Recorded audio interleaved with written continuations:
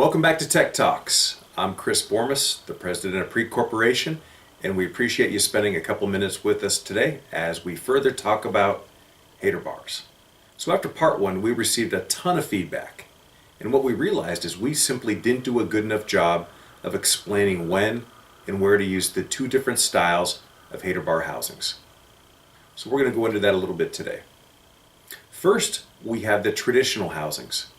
They're very thin, they're a little wider than the alignment housings, and they're very smooth. Most of the time these are used in the posterior, where we're traditionally fighting for vertical space, but we don't mind if those wings are showing in the acrylic on the buckle and lingual, simply because it's not in the aesthetic zone. So, the traditional housings are ideal for posterior use. The alignment housings were developed about 7 years ago because there was a significant demand for a hater bar metal housing that had more mechanical retention. As well as the mechanical retention, the alignment groove down the middle of the housing makes sure that the clips are lined up in a parallel position when you're processing. Now, the alignment housings, number one, they have more mechanical retention. Number two, they have the alignment groove. Number three, they're almost a full millimeter narrower than the traditional housings.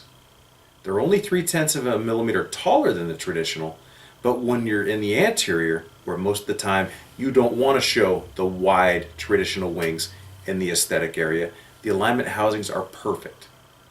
The alignment housings can be used also in the posterior, but in general, in the anterior, where we have a little more vertical space, but we don't have as much buccal lingual space, the alignment housings are what you're going to want to use.